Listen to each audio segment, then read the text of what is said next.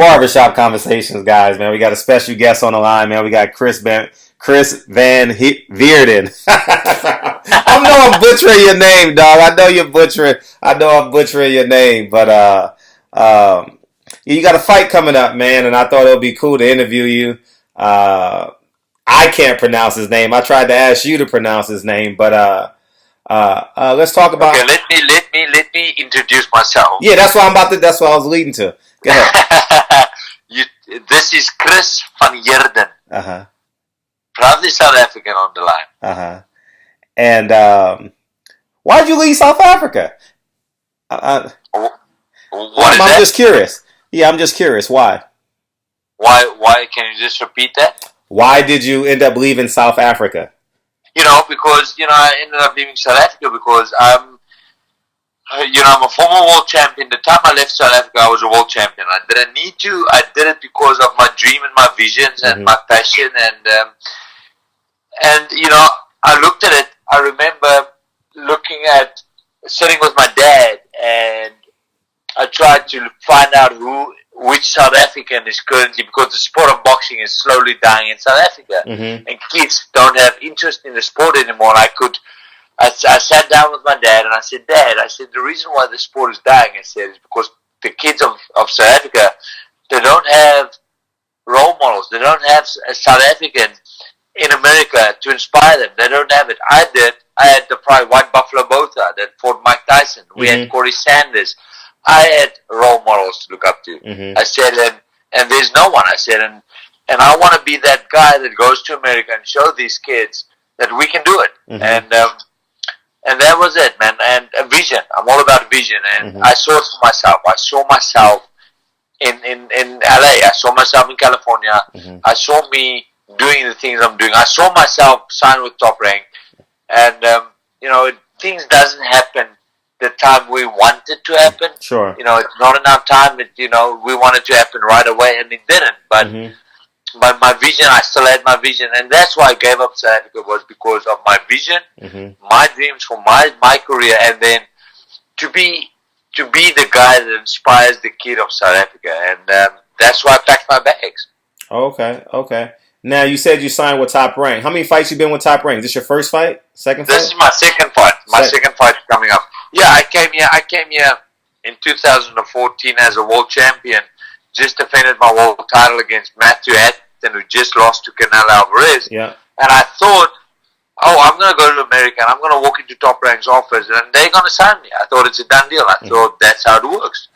And then I was very quickly humbled to come here and walk to Top Rank's office, and they had no interest in me. Wow. And but I didn't lose the vision, I didn't lose the hope, and I didn't lose the faith that, hey man, I'm going to do it. And 4.5 years later, I got a call from Top Rank, and my manager obviously made it all happen as well. And Top Rank said, we want you. We know about you now, and we want you. And I signed them. So this will be my second fight under Top Rank.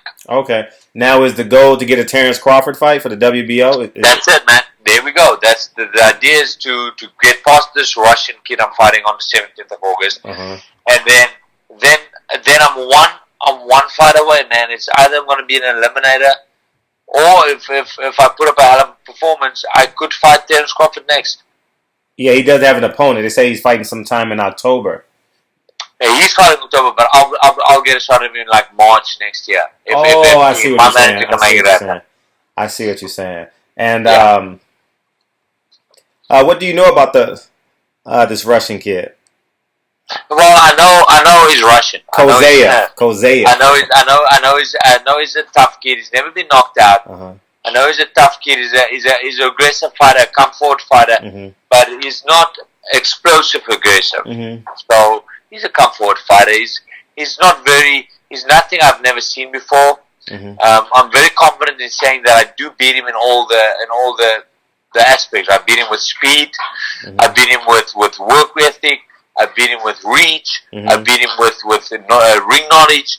He's just a tough kid that's going to be in front of me, and I'm going to have to keep my feet moving. And that's how I'm beating him. Keeping my feet moving and keeping my hands busy, and that's my style. So he's got 8 knockouts out of 35 fights, so he's not a big knockout specialist. I just have to keep my feet moving and do me. That's the most important thing. Is I got to do me.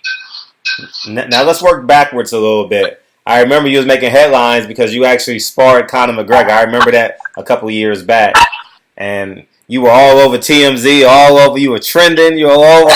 You were everywhere, man. Yeah, man, I was trending. The whole Conor McGregor thing. Yeah, you remember that? It was in 2000 and late 2016. Refresh our memory on that. What's that? I said refresh our memory on that. You want me to go through it with you? Real quick. Conor McGregor approached me. I never approached Conor. Conor McGregor approached me because Conor McGregor was getting ready for the rematch with Nate Diaz. Okay. I'm a southpaw. I'm tall. I'm big, and I'm good with my hands. So Conor needed sparring with southpaw, but that was exactly the same time when Conor and Floyd's talks just started.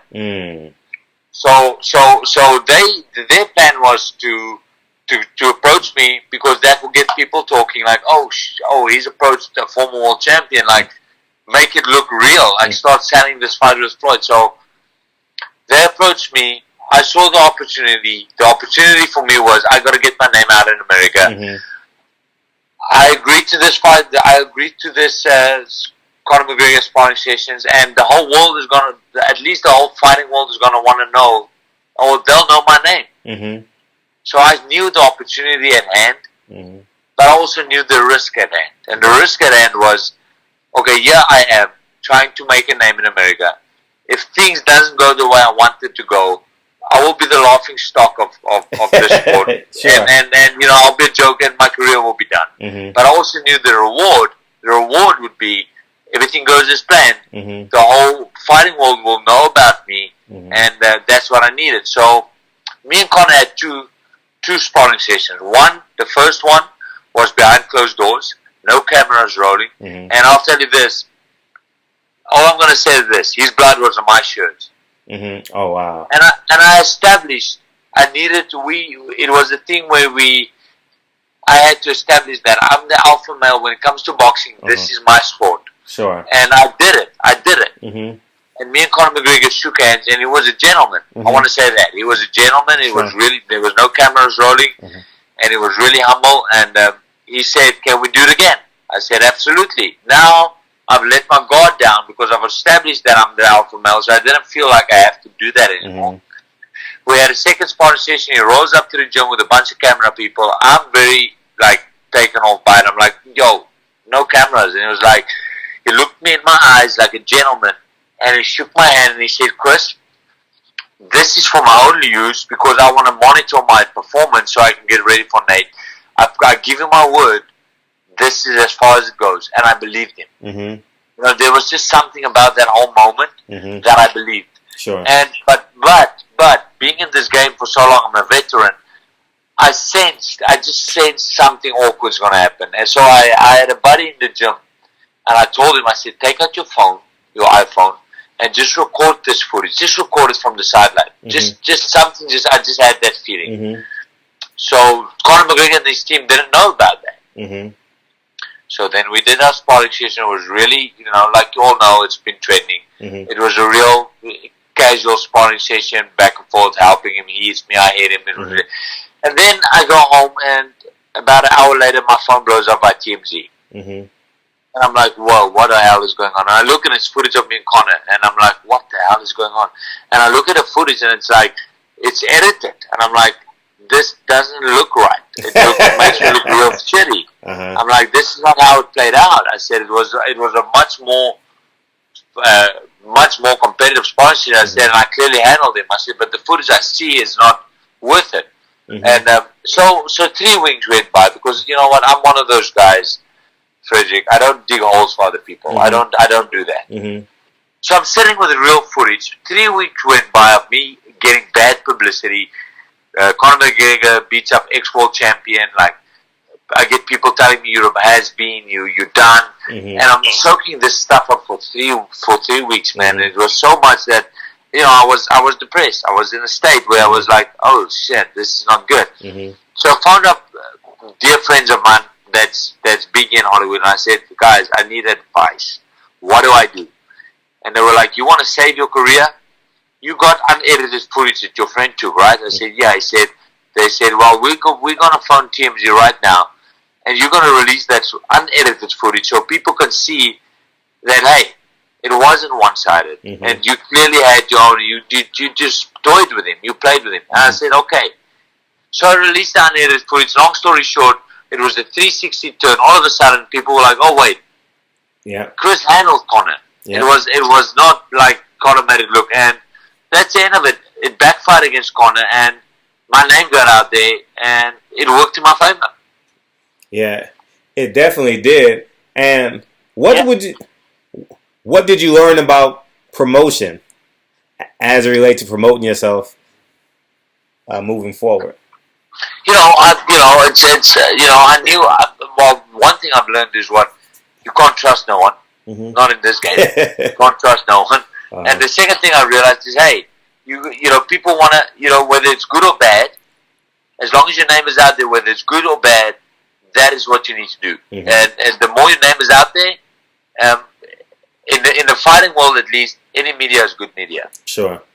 And I realized, like, hey, this is one of those sports and places where this is a business. And if your name is out there, people know about you. You're gonna sell fights, and people's gonna want to see you fight, and it's a business. You're right. And I'm grateful for those moments.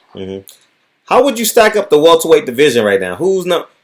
Man, come on. I'm gonna call the favorite guy out there is the only guy who beat me. It's Errol Spence. How good is Errol Spence? I actually watched that fight today, so I can get a. Then again, I beat myself before I even got in the ring. I was beaten already mentally. I mean, Freddie Rhodes. I don't know if you guys know this, but Freddie Rhodes was my trainer for that fight. Okay. Freddie Rhodes never even showed up in Canada. Freddie Rhodes never even showed up in my corner. I don't know if you guys even know this, but I didn't make a big thing about it. But mentally, I was beaten. I gave up mentally because I felt let down. But how good is Errol Spence? The guy's good. He's strong. He's very strong. He's very consistent with power. He's not like he's one punch power. He's powerful in both hands. His precision, his timing is very good. His selecting of up and down is very good. He's a good fighter, man, and he's strong. And I've learned a lot from that fight. So my favorite fight at the moment out there in the welterweight division is Errol Spence because he beat me. Yeah. And I'm like, hey, I'm rooting for Errol Spence, but you got Terence Crawford, who's phenomenal. Phenomenal, a beast. And then, Manny Pacquiao just showed at 40 years old. He's still a competitor at 40. We got obviously Sean Porter, Danny Garcia. It's the welterweight division is stacked, man. But the two most talented fighters out there in the welterweight division, I call a spade, is Errol Spence and Terence Crawford. But I do know, and I do believe, that I belong in the top 10, and I can run with any of the top 10 dogs. I believe it, I know it, I believe in myself, I believe in my work ethic. As you should. I believe in my ability, and I know what I can do, and I belong in the top 10. When I say I belong in the top 10, I belong to fight anybody in the top 10, 15. I belong there. How? Looking back at that fight, what are Errol Spence's strengths and what are his weaknesses, would you say? Okay, so his strength was his precision of, I could throw a jab or I could throw a punch and it would move out of the way just enough and I would miss and it would counter punch. He would just be right on top of you. Like, he doesn't waste punches. And he's powerful on both hands. He's very consistent with his power. His body work is phenomenal. But this is his weakness. When he does attack the body, he gets lost by attacking the body. So he'll end up attacking the body so well that he leaves himself wide open on top. Okay. And I feel that's a weakness. That's a big weakness. Like someone that can really pop. If you look at that fight with Errol Spence and me, I won one round, and that was round 5. Why did I win round 5? Because I was up on the rope.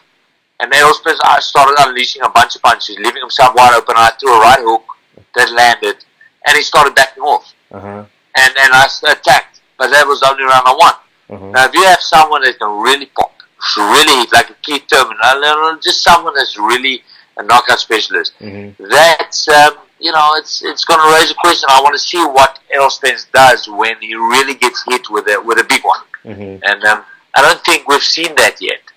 No, we haven't. How do you see him against Sean Porter? How do you see that fight? Hey, Sean, I know Sean. I've been in the gym with him. Sean Porter is a dog, man. He's going to be he's going to be there. He's going to come to fight. This is what I see. Errol Spence, people don't realize how powerful this kid is in both hands.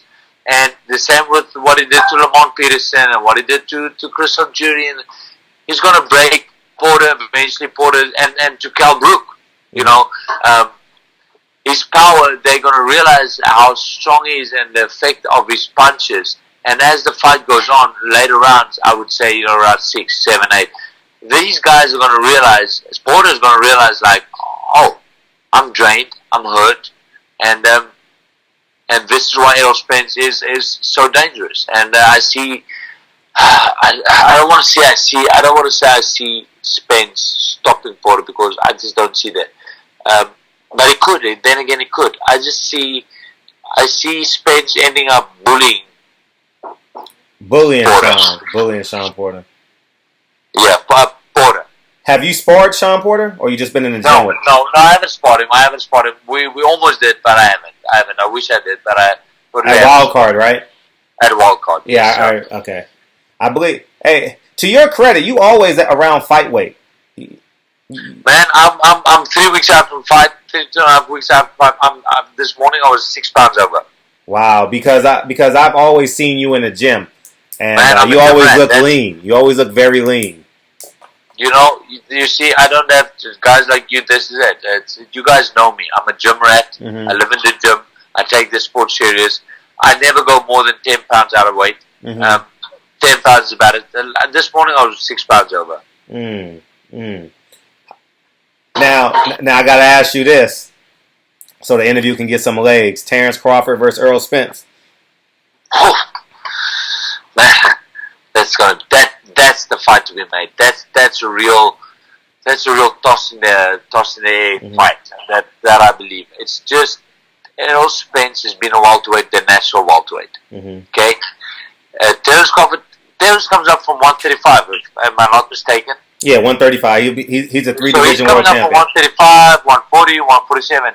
Spence is a big boy. Spence walks around at about 180, 185.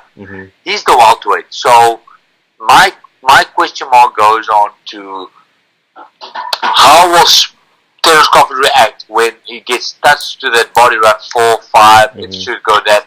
What's his reaction going to be like? But man, this is the fight to be made. I don't know. It's a toss in the air, man. But you ask me who I'm rooting for?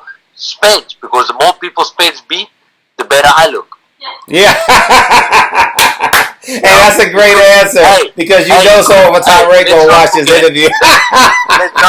Let's not forget, he couldn't knock me out. He didn't knock me out. He stopped you on the ropes. I saw that. I took a punishment. I took a beating. The referee stopped it, and hey, that showed me that I can take it, which is not always a good thing. I don't like it when people say, "Yo, you showed, you're a tough kid. You took Spence's shot." That means I took one too many. But it does give me the confidence of knowing that he didn't knock me out.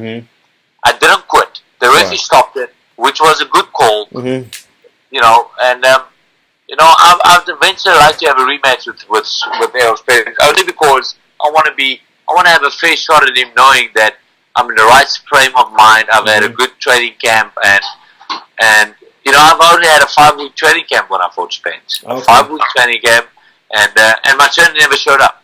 So mentally, I was just in a bad space. But well, you're 2 fights away from fighting Errol Spence, because his goal is to unify, and if you can win this one and one more and beat Terrence Crawford next year this time, you're unifying. We're in a sport where if you put up a good performance, a hell of a performance, you live another day. Yeah, you're absolutely right. Whether you win or lose. My mindset is winning. My mindset is winning. But all I need to do is be on top of my game, put up a hell of a performance, Sure. and I can fight any one of these guys. I want to fight Dennis Crawford, and I want to have a rematch with Spence, man. Gotcha. Were you ever signed to PBC? I wasn't signed to PBC. When I fought Spence, I wasn't signed to PBC, man. I was done bad. Mm-hmm. I wasn't signed to PBC, but no, I'm signed to Top Rank now. Mm-hmm. What's been some of the highs and some of the lows of your career? Because you're basically being introduced to a completely new my highs is beating Kaiser Mabuza for the world title, defending it 2-3 times. My highs are coming to America. My lows are signing with bad people, like bad management. Uh-huh. That's the lows in my life. People say it's your low losing to Errol Spence. Well, it set me back a big time because when I fought Spence, I was number 6 in the world. I was number 5 by IBF. Uh-huh. I mean, I was there for, I made a bad move by agreed to fighting Errol. Mm-hmm. But I'll also tell you this: it was a high in my life because I've learned so much about the boxing. I've learned about who I am as a fighter. I've learned about what it feels like to really lose. So I've went through all of those things, and I take that, and I don't look at it as a negative. I look at it as a positive and say, I've grown as a fighter because of that loss. Errol Spence helped me become a stronger person in boxing. So it's a high to me. The lows in my life is, it's bad management, man. It's totally bad management. Really? It's bad management is fighters. I'm telling you, fighters got to be careful who they sign with, because the manager can make or break. Your manager can stall your career or make your career take off. What's some of the bad things? Just because you're going to speak, maybe you're talking to a guy who just left the Olympics. What would you tell him to look for in a man? Don't rush. I'll tell a guy that just left the Olympics.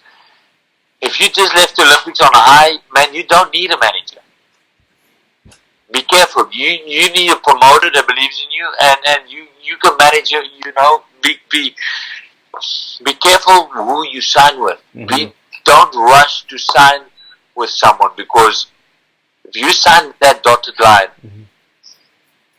man, you sign with someone, like in my case, that wasn't respected, that wasn't known. You will be sitting on the bench for a year without a fight. Be careful. My advice to you is, honestly, my advice to a young fighter is, don't rush. Build a record.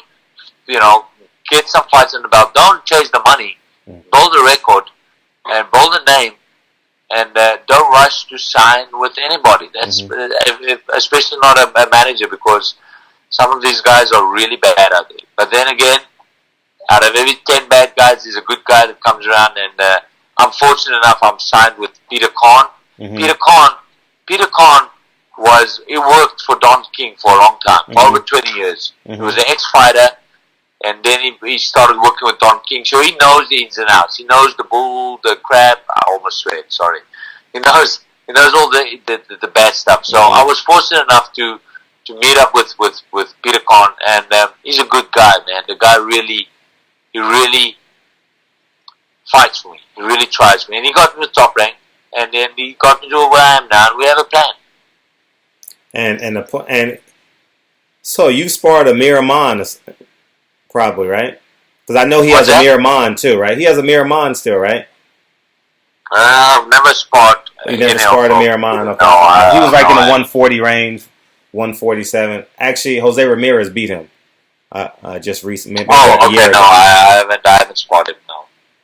Talk about South Africa. I've sparred Sugar Shane Mosley. I've sparred Victor Ortiz. I've sparred obviously Ray Beltran. I've sparred Miguel Cotto. I sparred Canelo Alvarez for 7 weeks. I sparred I sparred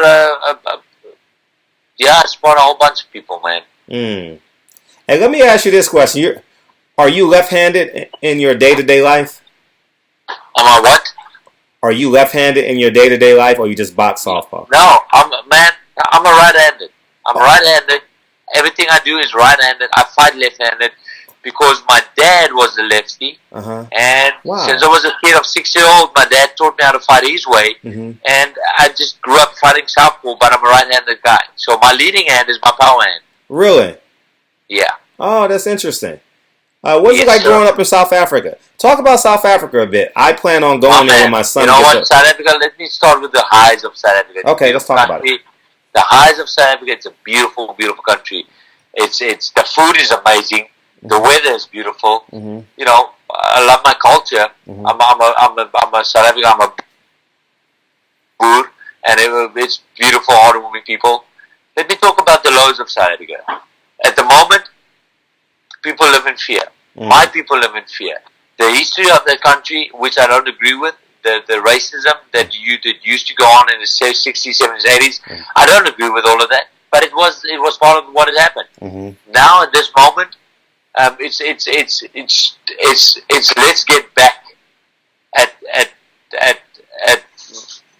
the color of the skin. Let's get back at the Boer. And people are being murdered, man. People are being murdered for their land.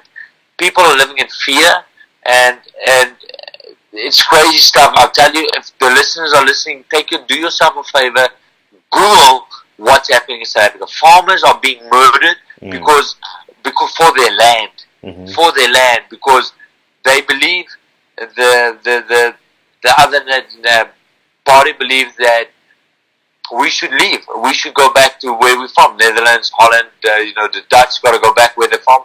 And if they don't want to go back, then we'll kill them. That's simple as it. The BLF and the EFF stands on podiums. They stand on podiums with a microphone on national television, and they encourage their people to kill the white man. They literally stand on the podium with a microphone and say, "Kill him." What about that is fair? What about that is okay? And I'm a victim. I lost my dad. I lost my dad. My dad was shot in his back. It was on camera. It's all over YouTube. You can go YouTube it. There's footage of it. My dad had an altercation. My dad has a security company, so his business is security. And he confronted a man that was busy stealing. And my dad turned around and the guy shot my dad in the back. Okay, let me ask you a tough question then. How are you able? How are you able not to carry that hate towards a black man, being that a black man shot? Say it again. Okay.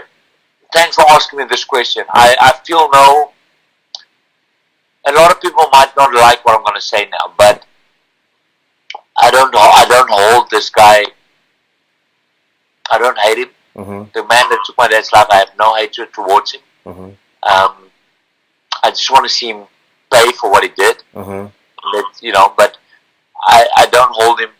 I don't hold any grudge against him. I forgive him. I forgave him already, and I just want to see him pay for what he did. And the reason why is one. It's call it brainwash if you want to. If you put on the television and you see go kill the white man every day of your life, and it's encouraged. At some point, you're going to believe that it's okay to do it. No, I believe the man is a family man. I believe he's got 3 kids, so he's a family man. I don't believe he's bad. And if I want to see change, if I want to fight for change, if I want to fight for my people and for peace and love, I cannot walk with hate. I need to lead by example. I need to be strong. I know what my dad would want for me. I know my dad would be proud of me right now. And my dad knows my heart. The people that know me knows my heart. And the reason I don't feel hate towards this guy is because, one, like I said, brainwashing. 2, I need to lead with example, and I need to lead with love. And I need, if I want to fight for anything, I needed to do that. And I didn't forgive him right away. It took me a little bit of time. It's been 8 months, but I call a spade, and I look at it and I'm thinking, would my dad be proud of me? And he would totally be proud of me. I know it. Oh, and, I would think he'd be absolutely proud of you. 26-2 as Professional fighter, living your dream. 27-2. Excuse me. I apologize. 27-2. You know. and luckily I've got a big following back home, and I have a platform to be a voice, and I got to do it for the right reason. I don't want to encourage hatred. I don't want to encourage negativity. I want to encourage love and peace and positivity, and I needed to forgive this guy in order for me to do this. Have you ever met him in person? I met him. I looked him in his eyes. I went to the court, and I went to stand right in front of him, and I just looked him in his eyes. I had to do it. I had to do it. I understand. And he got no charges? Man, the man is still sitting at home. He got bail for $50. He shot my dad and got bail for $50. Oh. And the court, it's still a back and forth. I mean, the guy still haven't had his trial. It's postponed till November, so it's almost been a year since my dad's shot, and nothing has happened. That's the state of my country. That is, it's corrupt. It's corrupt. I want to say this: you shoot a man in his back, the court is still pending. A white person in South Africa calls another race a racist name, you get 3 years jail sentence. I mean, it's wrong. There's nothing right about that. And taking another man's life, you should be punished. Yeah, there's no comeback from death. And if and if you kill someone out of malice, if you murder someone, you definitely should pay the consequences. If you shoot him in the back, you're the one with the gun in your hand, you feel threatened. You know, my dad had no weapon. It was a verbal argument. The guy had a gun in his hand. My dad decided to walk away, and then you shoot him in his back. What part of that were your life in danger? What part of that did you feel threatened? But you're the man with a gun in your hand. You know, it's ridiculous. It's ridiculous why this guy's not paying for what he's done. But you know, I pray. I'm a man of faith. I pray and I believe that justice will serve. It's not in my hands, and I just want to see this guy just pay some price for what he's done. But I don't feel any hatred towards him. I forgave him, and I forgave him because I didn't want him to ruin my life. I forgave him because I needed to. I forgave him because I want to lead by example. Yes. And I forgave him because I want to find peace, and I don't want to dwell on the hurt. I don't. Yeah, they say when you forgive someone, it's for you. It's not for the other person. That's exactly why I forgave him. It was for me and for my people and for my reason. You know, he's going to live with it for the rest of his life, what he's done. But I forgave him, man. Tell me something now. I'm just real curious about your mindset, because I think it takes a hell of a man to forgive someone for taking their father. You know. Now, when you see this police brutality, because now in this country it's the other way around. You understand, where white people kill black people and they shoot them in the back. What are some of the emotions you have there? You know, I can't help. You know, for me to see these things, because now that I'm a victim, it gets to me, because I'm looking at it and I'm thinking, we need to. There's so much. There's so much wrong going on in this world. But let me tell you this: there's so much love as well. So much, and I'm just thinking, why aren't more people trying to lead by love, man? It's you know, it's such a difficult thing, I know, but I'm like, you know, I am the man I am today because of my dad. My dad raised me the way I am. So if you look at me and you're like, wow, he's a strong man. Imagine my dad's 10. My dad is me times 10. I bet. My dad is me times 10. And my dad taught me love, forgiveness. My dad taught me the things like, you can't keep hate inside of you because it will ruin you. These are things my dad raised me with, the values my dad raised me with. So So just to give you an idea who my dad is look at me and times that by 10. Man,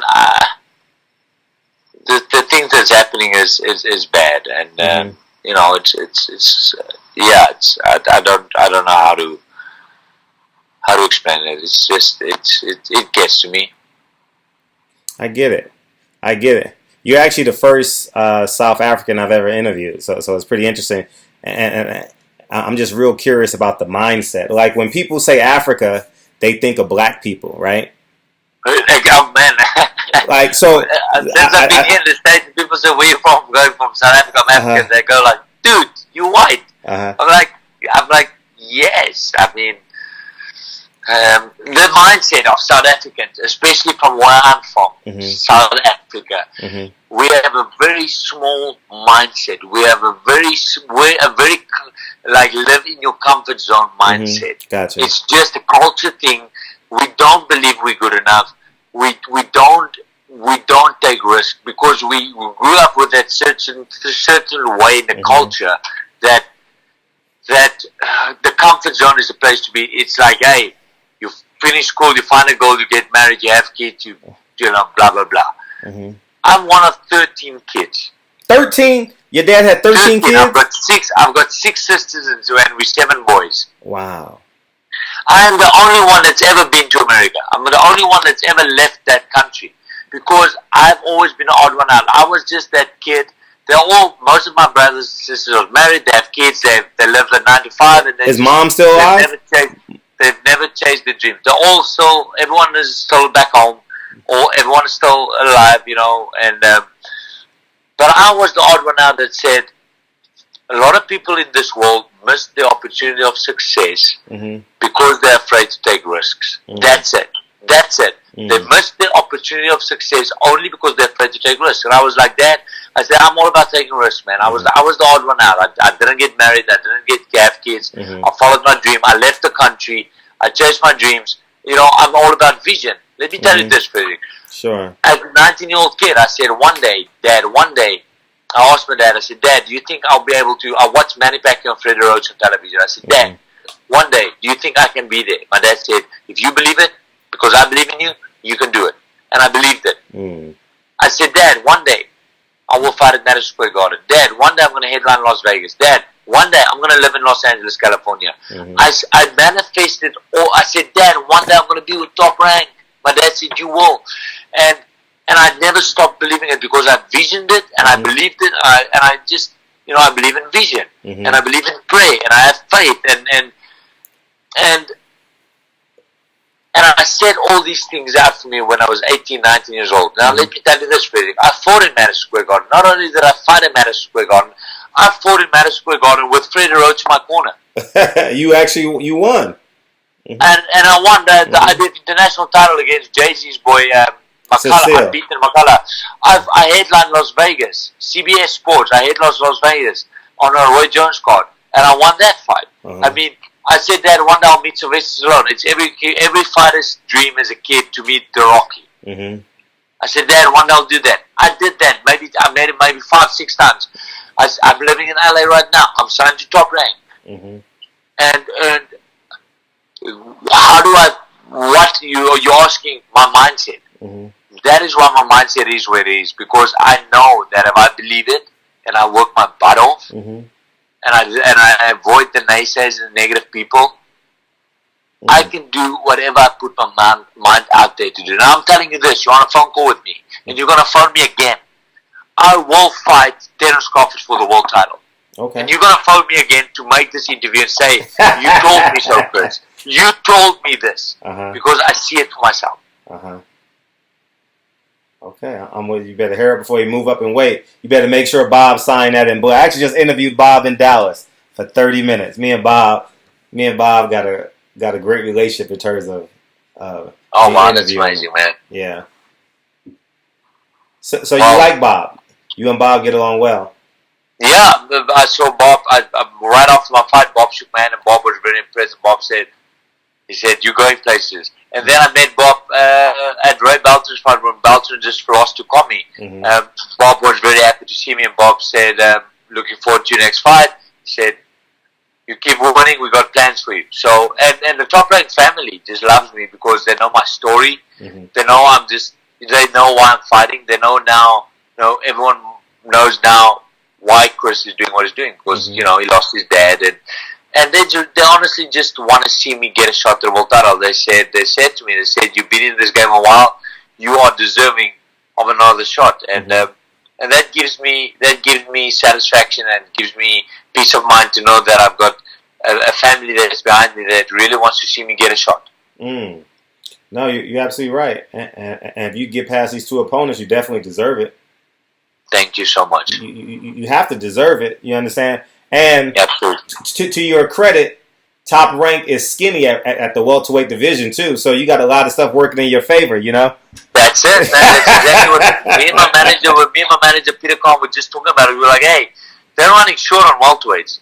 And big time. There's like you're really a big name in the welterweight division for Top Rank because you're a veteran. You fought the names. You're a big deal. You win the next 1 or 2 fights. Mm-hmm. You're a big deal in the welterweight division for Top Rank. And I was like, I know it. So it's like, hey man, it's in your hands, Chris. Like you just got to deliver. You just got to put up a hell of a thing because Top Rank is running out of welterweights. Yeah, you got to be impressive. I got to be impressive. Uh-huh.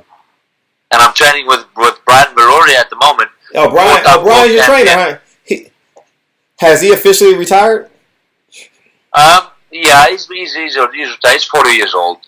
The Hawaiian Punch. The Hawaiian Punch, 4-time world champion. We get along so well. Uh-huh. And because he doesn't want to change me. He knows what I'm good at. And Hawaiian Punch was all about he moves well. He's a dancer. He can move. The kid can bounce all over the place. Mm-hmm. And I got good feet. And Brian is the one guy that gets me to move my feet. Mm. So I'm just excited. August 17th, I know, it's going to be a tough kid. The kid's going to be in my face. I just got to be me, be focused, and do me. And me is the guy that moves, let my hands go, and just have fun in there. I really should just have fun in there. And I got to win in my bag. This is a completely new audience for you, so I got to ask you, man, what songs are you listening to? What's that? What songs are you listening to? Oh, man, the songs on my phone is all motivational speeches. I've got over 450 motivational speeches on my phone. So I feed my mind positivity every single day. Mm-hmm. Wow. That's what I listen to. If you want to know what I'm going to walk out with, listen to this song called Mount Everest. I'm writing it down. Mount Everest. Google Mount Everest. The first song that pops up, listen to that. That is where my mindset is right at now. And listen to that song, and that will give you an idea as to where my mindset is. That's my walkout song. My fight colors is white and gold because from here on forward, it's white and gold, and it's for my dad. Oh, wow. Okay. Mount Everest is the name of the song. The song name is Mount Everest. Google that. Who made it? Everest. Who sings it? Hold on. Let me tell you. Give me a second. I'm definitely going to Google it. And listen it, and then that will be like, oh, I know where his mindset is at. Mm-hmm. That will give you goosebumps. The song is sung by, hold on, Labyrinth. Spell it? Labyrinth. Let me spell it to you. Labyrinth. Say it again. Labyrinth. Labyrinth. IMTH. Got Everest. Got Google that. And you're going to get goosebumps. That's going to become one of your favorite songs, I bet you right now.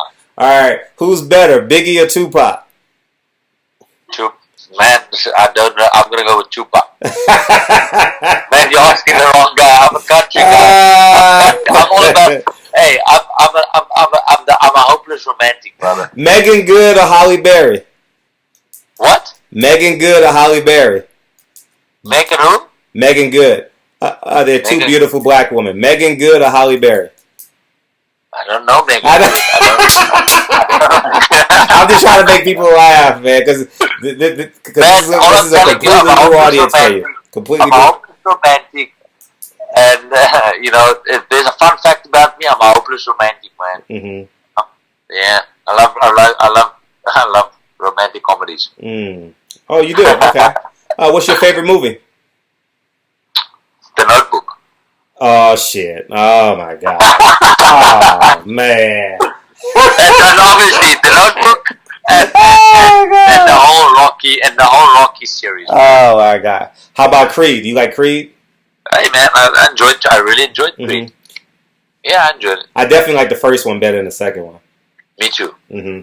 Yeah, I'm with you on that. Yeah, I thought the second one. I do agree with you. They missed the weigh-in. They missed so many things that go along with boxing. So I was kind of disappointed. Yeah, anything based on true stories, I love. You got to read the book. Never give up, never give in. I'm gonna write it down. I read a lot. I read a lot. Never give up, never give in by Louis Zamperini.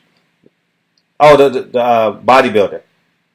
No, Louis Zamperini was a war veteran. He was in the war. Never give up. Never give in. He was a troubled kid that went to the war, and I don't want to give it away. Read the book. Never give up and never give in. That's the book's name. And then once you've read the book, watch the movie they made on him. It's called Unbroken. Unbroken. Unbroken because life could just not break this guy. Oh yeah, I know. Yeah. He graduated from USC. Yes, sir. Yeah, he's like 90 years old. 97 years old. Yeah, he's like 90. He hasn't died yet. He's still alive. No. He passed away at the age of 94, 97. I know he was in his 90s. I remember him being in his 90s because I used to train. 90. He passed away as the moment the movie came out. Unbroken was released. He passed away. Okay. Now I remember because I remember him going up to USC because I used to train the USC. Basketball team years ago. So yeah. I remember that. First read the book and then watch the movie. One of my favorite stories. That book changed my mindset. That book changed my mindset. I came to America and it was tough, man. You know, it was hard. I don't have family out here. I was at my lowest point. I lost my world title because of a bad management team. The bad people I signed with. I lost my IBO world title without even stepping in the ring. I lost everything. I was a joke of the town. And I was at my lowest point in this world. And then in America, I remember I wanted to give up. I wanted to give up. And I needed to find motivation. And I walked into a bookstore. And the first thing my eyes fall on was this book called Never Give Up, Never Give In. And the title just corrupted me because I wanted to give up and I wanted to give in. And I read this book and it said, Never give up, never give in. I read the book, it's by Louis Zamperini, and it changed my whole mindset because I was like, that guy went through so much, and he just refused to be broken. He just refused to give in to anything and anybody. And I read that book, and it changed my mindset, and it helped me a lot. Wow, I'm definitely gonna. I'm at least gonna watch the movie, and I'll definitely get the audio version to Never Give Up. Get the audio version and I'll get watch the audio version for sure. I'll definitely. I remember when they were promoting this movie. I remember it. Yes, sir. It was amazing. I mean, that's why I really enjoyed it. But yeah, man, that's a little bit about me. I really appreciate you guys, man. Yeah, so much. Fight week. Call me fight week. Shoot me a text fight week. Okay. And let me know your availability. I will call you the day before the fight. Okay, let's do it. For sure. August 16th. I will call you the night before the fight when I'm in my hotel room. Okay. Stacked up in a lot of food and rehydrated and feeling strong. Hey, what do you eat? You're South African in California, so what do you eat? Like tacos? What do you? Yeah. What's your go-to meal? What's that? What's your go-to meal after you weigh in? I'm sorry, I can't hear you. It breaks up. What do you eat after the weigh-in? The weigh-in. No, what do you eat after the weigh-in to rehydrate? What do I eat after the weigh-in? Yeah. Usually once I get off that scale, my man, I have if it's not a 300 gram, it's a 500 gram medium rare T-bone steak. With a bowl of pasta. Okay. So you put 10 pounds on like nothing. What's that? You put 10 pounds on as soon as you step off the scale. My man, when I rehydrate back up, but this is the thing about me. Funny enough, I weigh in at 147. When you see me at fight night, I don't weigh anything more than 155. Yeah, I just because this is my weight. I feel I'm the best at 155. I don't pick up a lot, man. Okay. But I rehydrate pretty well. Very good. I appreciate you offering me 50 minutes of your time, man. I genuinely appreciate. Man, I can't wait to talk to you again. See, I love this. This was such a. You got a good energy about you. Oh, I thank love you. this, man. You're such a good guy. I don't know you. Like I've met you 3 or 4 times, but nothing really big. I'm just shaking your hand at Wildcard West. Well, it's called. What is the gym called now? Hillcrest. It's all called Churchill Boxing. Churchill Boxing, yeah. So I've been there Churchill quite a few times. It's all the same people. Everything is the same. Just the name has changed. Yeah. All about Peterborough. Beautiful. But now that I've spoken to you for 1 hour, your energy is amazing, and thank you for your time. I really appreciate you, man. I'm glad to introduce you to our audience, man. This is a completely new audience for you. So, and they're gonna gravitate towards your story, how you because my audience is predominantly black males. It's about it's honestly that circulate through us probably about 250,000 to 500,000 black men and women. So I really want them to hear this story. I really want. And they gotta know. They gotta know. Mm-hmm. Like I am not a racist here. No one will ever think that. I love them all, and they gotta know. They have to know that I forgave this man that took my dad's life. That's the type of man I am, and you know, I'm just trying to lead by example. For sure. We appreciate you, man. Yeah. Thank you for your time, man. Inspiring story, man. Inspiring story, for sure. Thank you so much. August 16th. I'll talk to you August 16th. I'll be at the weigh-in. I'll be at the weigh-in, and I'll talk to you August 16th, for sure. Thanks, my man. Appreciate you, Chris. Thank you, man. Yeah. Bye-bye. Dope dude, man. What a fucking story. My gosh. Woof. Barbershop conversation. I forgot I was recording. So, what an amazing man, right? He forgave the man that shot his dad in the back. Woof. And here we are fighting over. Man, come on, man. Barbershop conversations, man. Feel free to hit the subscribe. Make sure you, guys, make sure you share this interview. This video interview is important to us healing. No matter what we're going through, we have the ability to forgive. Okay? And I'll speak from experience. I'm going through some shit right now where I want to. Anyways, man, but I was listening to this man speak, the compassion that he has in his voice for a man that shot his dad in the back. Sheesh. Come on, y'all. Barbershop conversations, man. Feel free to hit the subscribe. We all can be better. We all can learn. Sometimes we got to unlearn to learn. You know, that tough bravado. You know, but great story, man. I can't wait to reintroduce myself to him. What Jay-Z said in the song, I'm introducing myself to the people I met before. He said something like that in the song because now that he's rich and famous, and people are now shaking their hand wanting to know him when they didn't meet him when they were poor, but when he was poor, excuse me. But yeah, man, a great story about redemption, courage, leap of faith. He's the only child to of his 13 siblings total to come to America. What an incredible story, man. What an incredible story. Barbershop conversations, man. Feel free to hit the subscribe button. Share this story because your tough cousin needs to hear this story about forgiveness. Your tough auntie, your tough uncle, your tough brother. Share this story. It's important for us. I'll holla. Peace.